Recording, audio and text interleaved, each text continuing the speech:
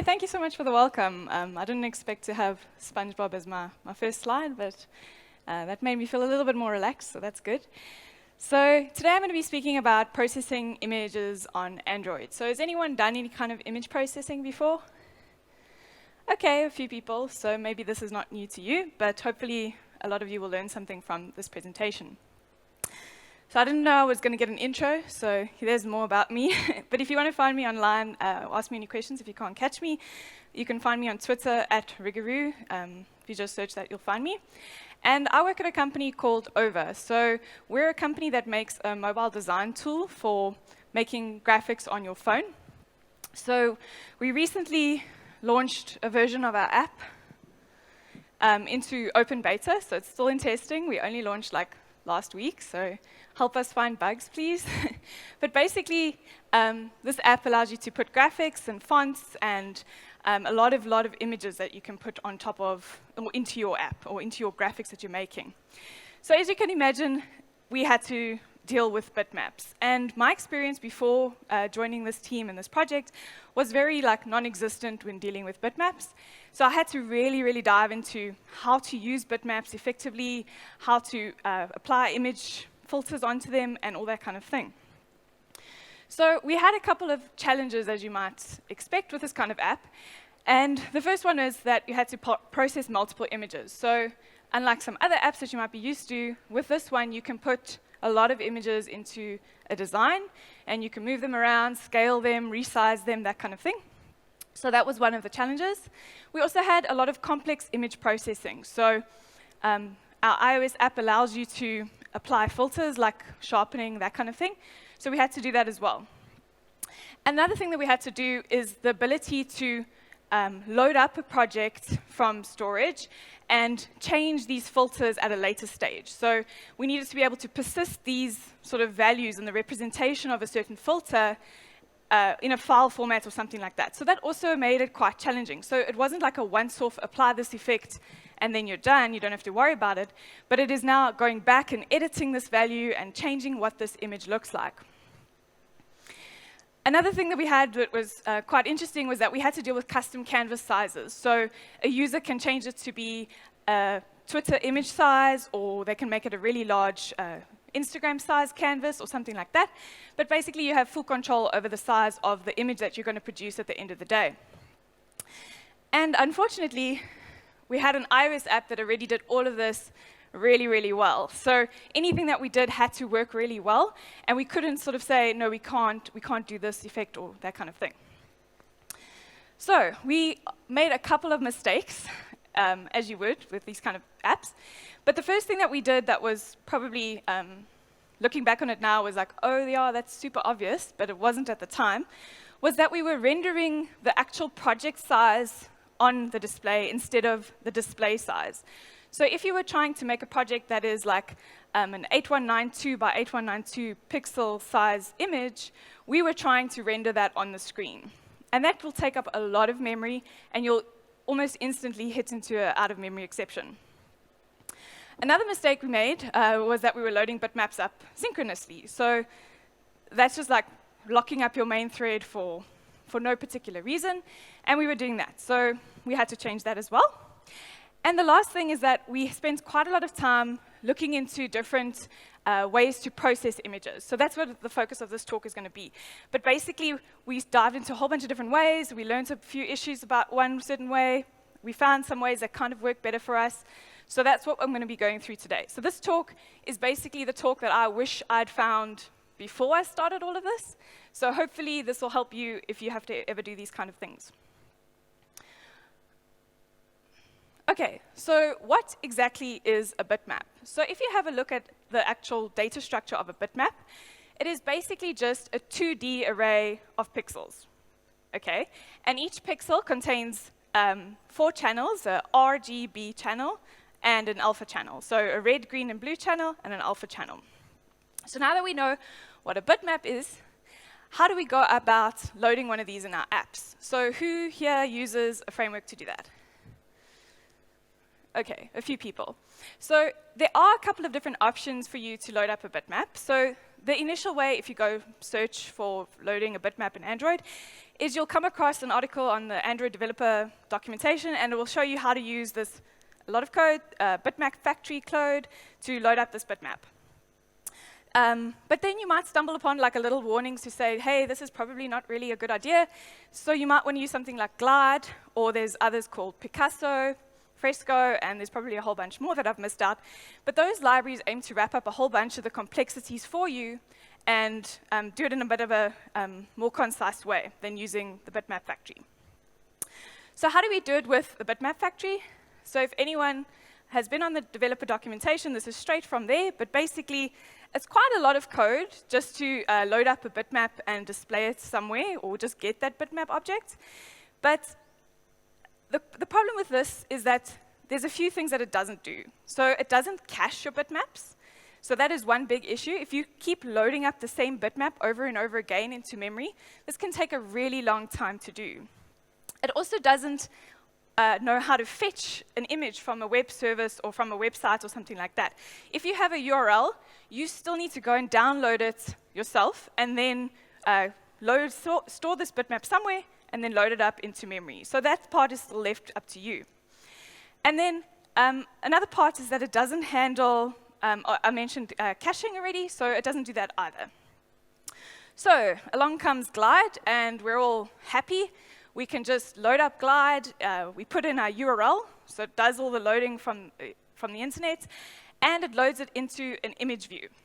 So the nice part about Glide is that it actually handles the scaling, the caching, and the downloading of the bitmaps onto your device. Now, if you tried to do that yourself with Bitmap Factory, you'd spend quite a lot of time banging your head against trying to get that right, and it's just really unnecessary when you've got such awesome libraries that have handled these things before. So, how many people have run into an out-of-memory exception when using bitmaps? Okay, almost the whole entire audience has run into one.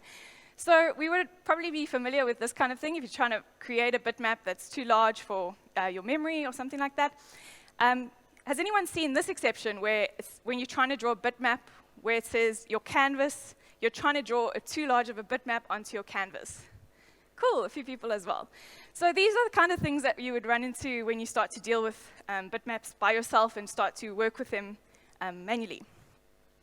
So my biggest probably tip for the whole presentation is that you really need to scale down your images.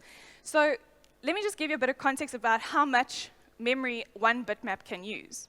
So we're taking photos on our phones, and they can take really, really nice, beautiful pictures that are really, really good quality, and they're probably like 8 or so megabytes storage size. So if we look at this, or this kind of example image, if we have a height of 1920 and a width of 700, this actually ends up taking up 5.3 megabytes of storage when you've loaded it up into memory. Okay, and that you can see the maths over there, but basically it's a lot of memory, and if you're loading up quite a lot of images, or even bigger images than this, you'll quickly run out of space on your app, or in your app. So what are the thought is that you shouldn't be loading up for your views. You'll never have a view like on your device that is that large, so you should always scale it down to the size of the image view or the canvas size that you're rendering on. So in this case, you would probably want to resize it down to a smaller thing, and you can see you'd already save quite a lot of memory usage when you do that. So there's obviously a way to do it natively with Android. So there's a really nice long post on the docs to show you how to calculate a sample size and do all of that kind of logic to get a good size. But yeah, you don't have to do that. If you use Glide, like I mentioned, if you just use into a certain target, in this case, my target is an image view, Glide goes and looks at that size of the image view and then gets this, loads up the graphic into memory just for that certain size. So it's really cool. And if you don't, so for us, we didn't want to, obviously we're not loading up into like an image view or something, we're loading up onto a canvas. So we would like to specify a certain size that Glide should load up at. So we can give it the width and the height, and it will automatically load it at that size. Cool, so now we know how to load up images and what a bitmap is. How do we go about applying different effects to your app? So this is just a quick sample of the effects that you can do in our app. But basically, we went through all these different ways of working with images, and we're going to go through a couple of them today. So The first way, and probably the most naive way, is to use methods in Java or Kotlin, which is called getPixel and setPixel. You can also use glide image transformations or the GPU image. There's also another class in Android called the color matrix that you can use. You can also use a thing called Renderscript, which we'll get into as well. You can also use OpenGL, and you can use native code to do this. So there's so many different options for you to process certain images. And there's probably a few more as well. But today we're not going to be covering OpenGL or C++, so whew, everyone can just breathe a sigh of relief for that. But yeah, we're going to get into the few that you can use and where their pros and cons are and when you should use what. So the first method. So if you Google how to apply or change a pixel value on your image, you'll probably come across this code at some point. But basically, in Android, you can take a bitmap, and you can iterate over all the pixels if you want, and you can set a pixel color. Okay? So you can just say, new bitmap, set the pixel at this position, X and Y position, and you can set it a certain color. So in this case, I just set it to blue, and it will return a completely blue bitmap, but you could do something fancier like, I don't know, sharpen it or something like that. The problem with this is that it's super, super slow, okay? So because it's running on your CPU, it really doesn't take advantage of parallel processing. So it has to go for each pixel, one by one, changing that pixel. So you can imagine this can take quite a while, especially with a really large image. So we won't go further into this method. It's really not useful for us, but it's easy to understand, okay? So give it that. If you don't want to put it in the background thread, you can wait a while for your image to process. And you can also manipulate per pixel manually. So you know exactly the values that your new graphic is going to take on. So that's pretty cool.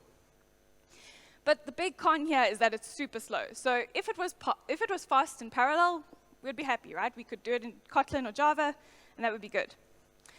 And like I mentioned, you also have your CPU execution. So you're not taking advantage of using your GPU and parallel processing, and no parallel execution.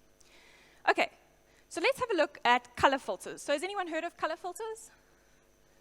Cool, couple people. OK, so what is a color filter exactly? So in Android, you get this class. It's not a third-party library.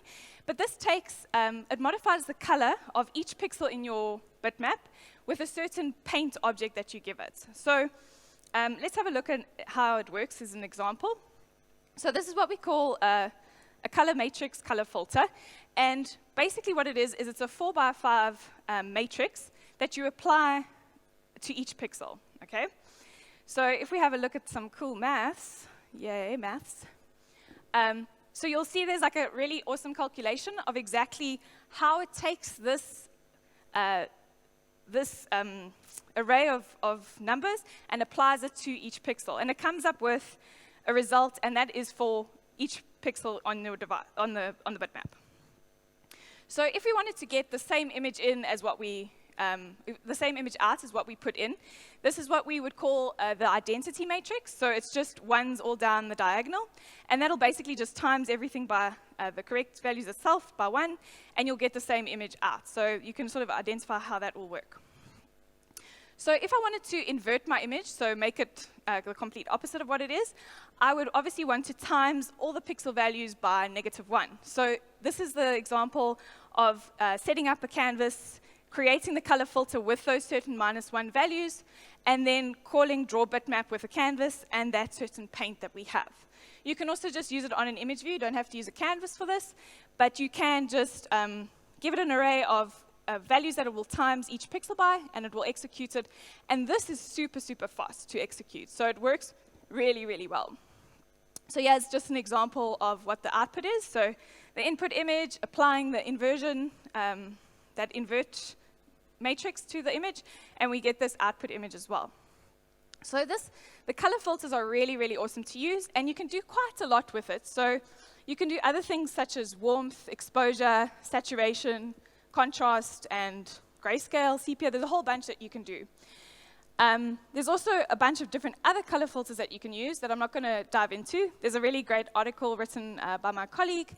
He dived into like what exactly each different color filter does and how it works. But you can basically like subtract, minus things, lighten up image, that kind of thing with it. So it's really, really useful and works really fast. So the pros of this kind of method is that it's easy-ish to understand. There's still like a couple of matrices that you have to make, and you have to make that matrix yourself and understand what exactly it's doing, but it's not too bad. It's super fast, so it's running on the GPU. It's not slowing down anything. And the nice part is you can write it in Kotlin or Java. Like, you don't have to dive into any sort of different language for it. And you also understand the exact effect that is being applied to each pixel because you are writing this matrix yourself and you know exactly what's happening.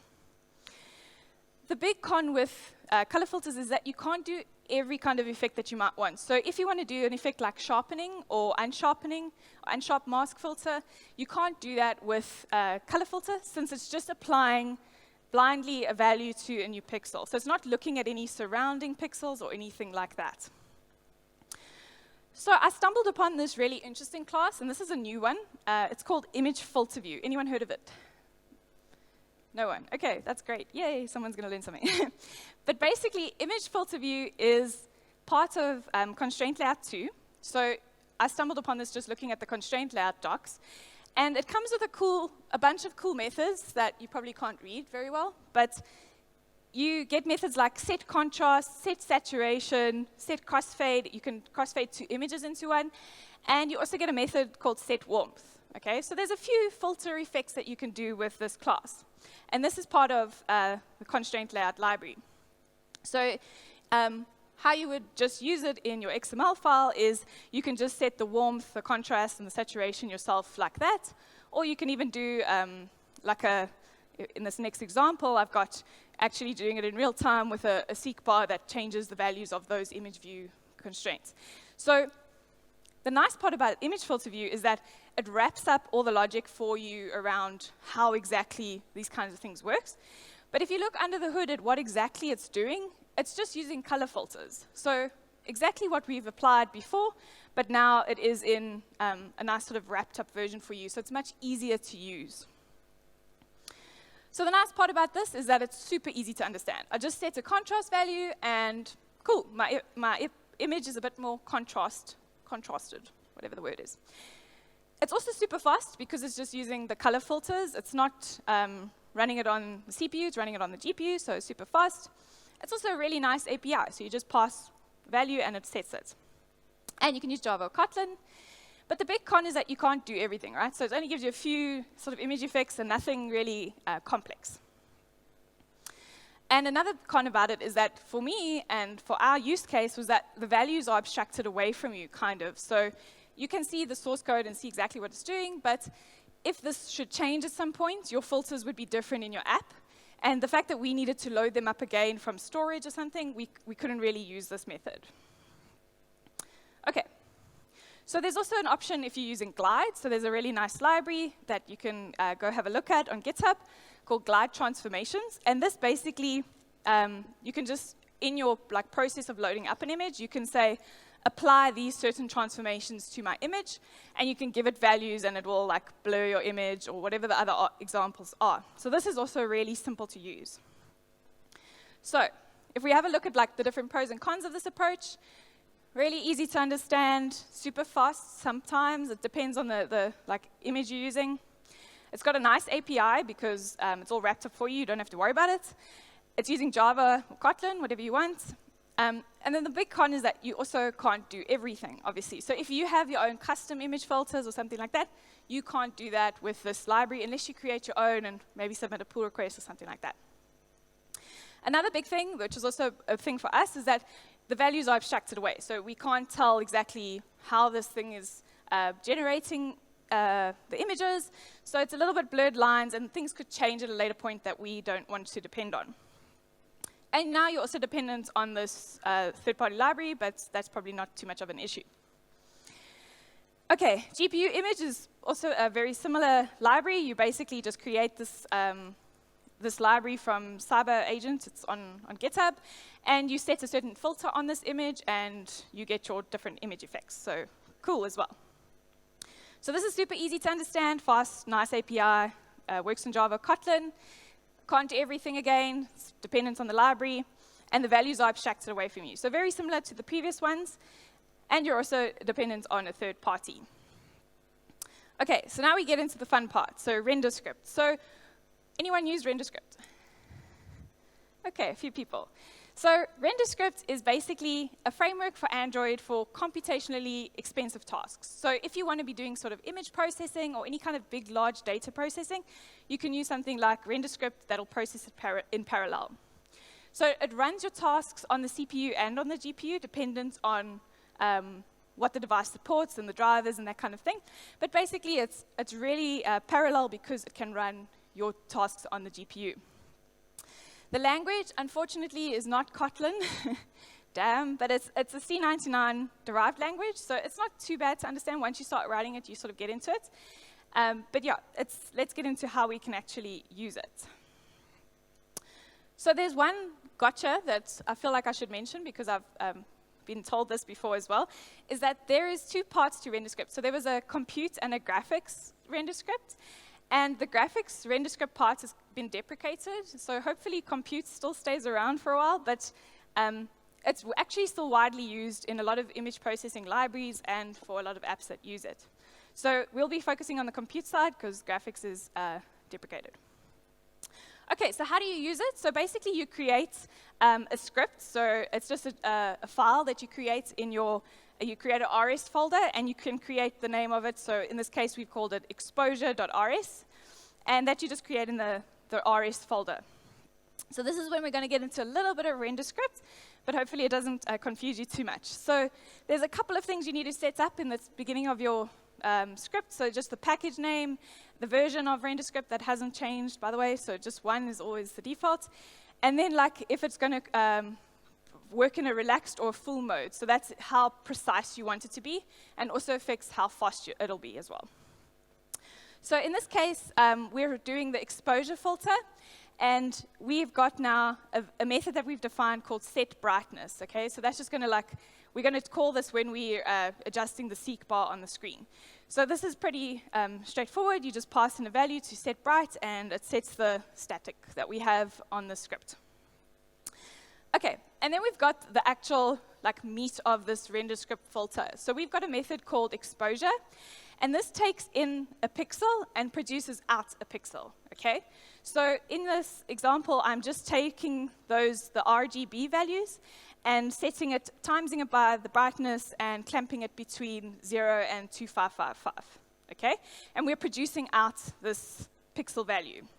So when you're working in Renderscript, you've got to think of it as a per pixel basis working with it. So you're not working on the whole image itself, but you're given in a pixel, and you do some operations with that. So how do we use this? That's all we needed to write for Renderscript. So how do we use it in Java? Well, you need to create this Renderscript object, which you create by giving it a context object. And then what will happen is when you've written this code and you've built and compiled your app, you will get these script C classes that are generated for you.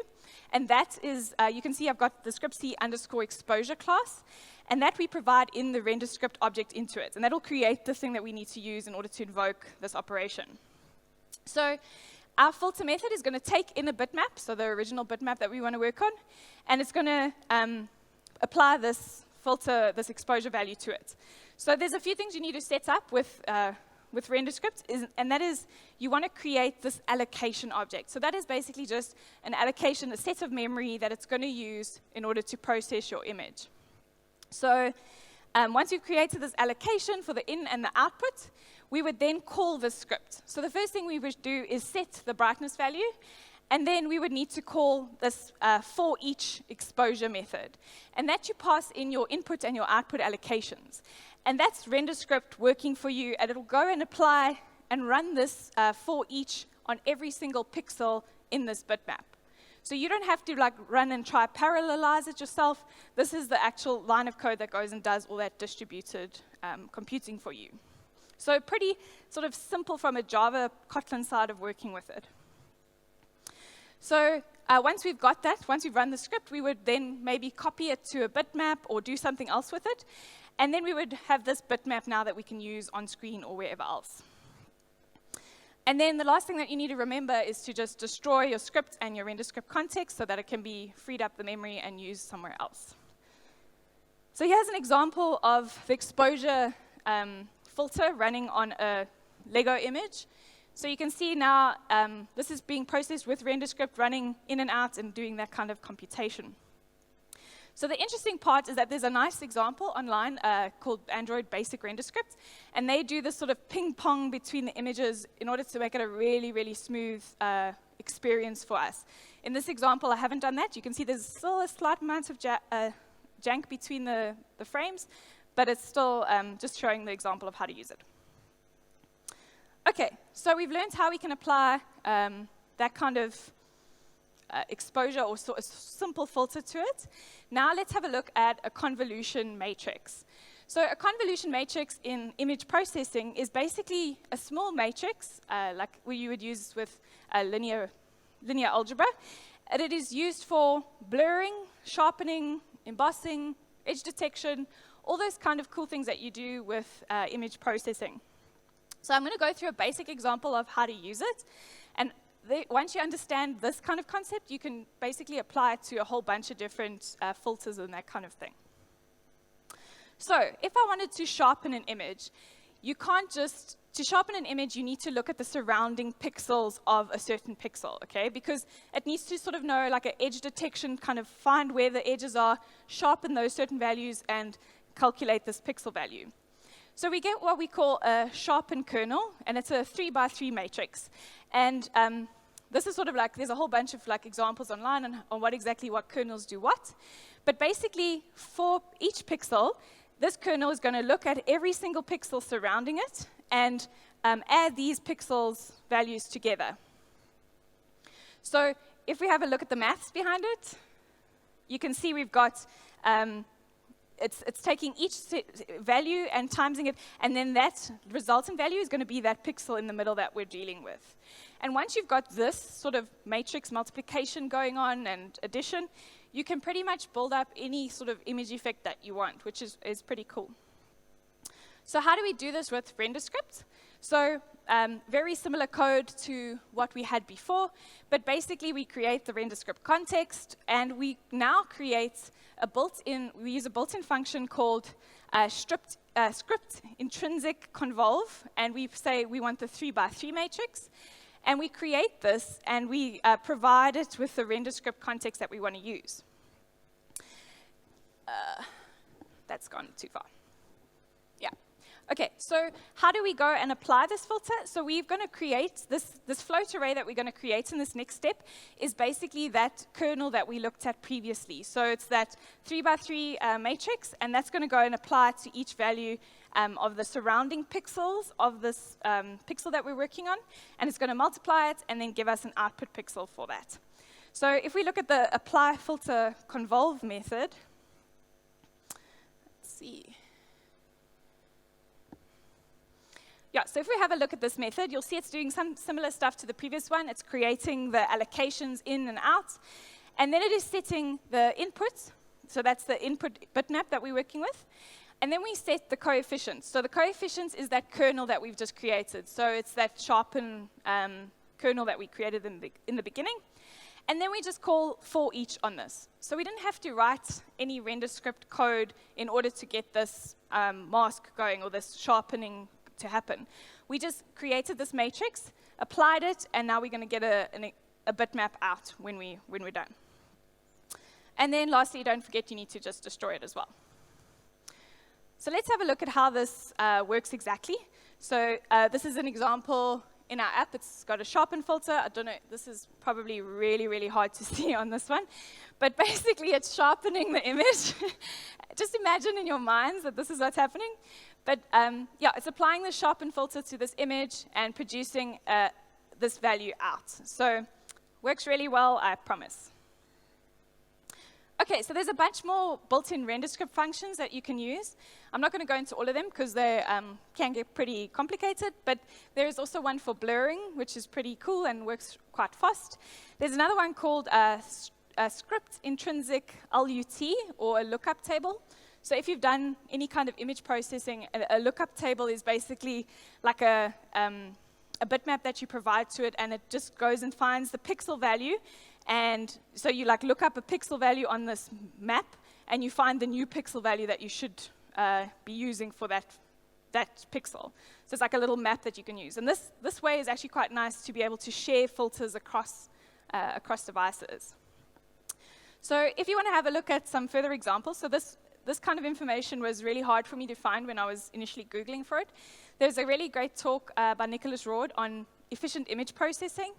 It was done I think 6 or 7 years ago when Android first came out, but it's a really good talk about, he talks about how to build a caching pipeline as well as how to use a little bit of RenderScript as well. I also mentioned this basic RenderScript sample as well.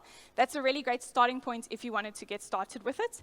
And then you can go into the Google source and actually look at the gallery app that is on Google's AOSP. And this has got a whole bunch of RenderScript filters and some really good stuff in there. So if you want to have a look at that. So the pros with RenderScript is that it's fast. We're running it on our GPU and it's super parallel. It's highly, highly customizable. So you can write anything that you want because you are in control of the pixels and you know exactly the values that are being applied to your certain pixels. Like I mentioned, it's running on the GPU, so that's really cool. And the interaction, I think this is one of the big things for us, is that going between Java and RenderScript, or Kotlin and RenderScript, was really simple. There wasn't a big setup process or JNR methods or anything like that. So for us, this really, really was an easy way to get into that. The big con with this is that you kind of need to understand a new language. It can get a bit mathematical at some times, so it can get a bit difficult. And another big one is that you kind of have to manage your own memory, especially if you're doing more complicated things with doing a single source kernel. So that's where you put a whole bunch of RenderScript functions into one and a whole bunch more that stuff. So then you sort of get into the hairy grounds of managing your own memory. Another thing is that it actually packages, if you use the support library of RenderScript, it packages a native library with your app. So it can increase the size of your app a little bit, maybe 1 or 2 megs. So it's not too bad, but that's one of the downsides of using that. So what should you use? Okay, so we've gone through a whole bunch of different ways in which you can process an image. And there's a lot of different things you can do with these different libraries. So I would say if you're not concerned with how it works, or if you just need to do a once-off kind of operation and you're not too worried about it being able to be restored or loaded up from memory, then I would just use an image filter view or glide transformations or the color filters. So those are pretty powerful and really do things pretty quickly. But if you want to get some more fine-grained control, you want to know exactly how much of a percentage of something was applied to a pixel, or you want to have exact control over the look of the image exactly, so you want to maybe replicate the different effects on your Android and iOS app, then you probably want to go for RenderScript or your color filters, or maybe even OpenGL, hopefully not. But yeah, you can go into that kind of operation. So I wouldn't say there's one best way to process images on Android. You just need to know which one works for me for this situation. Okay, and some final tips that I have for you if you're going to be working with a lot of bitmaps or doing a lot of image processing. The first one is that you're probably going to run into an out-of-memory exception at some point. You need to know how to deal with those, or what exactly you need to be able to debug and find out, why is my image this size when it should be a lot smaller, or what is happening exactly with my memory when I'm dealing with these bitmaps. The last one is that you need to scale it to your display. So this is super important, and this is probably the one that will avoid the out-of-memory exceptions. But you basically want to scale down any bitmap that you get onto the display size that you're going to be displaying it on, because there's no point if you're not going to be using all that memory. And then the last thing that I have is that you should use what is easiest for you. So at some point, it might make sense to just use a library, but maybe as you gain a further understanding of what things happen or how it works, you would probably want to switch to something a bit more complicated. And that is all I have for you, so thank you very much for taking the time to listen.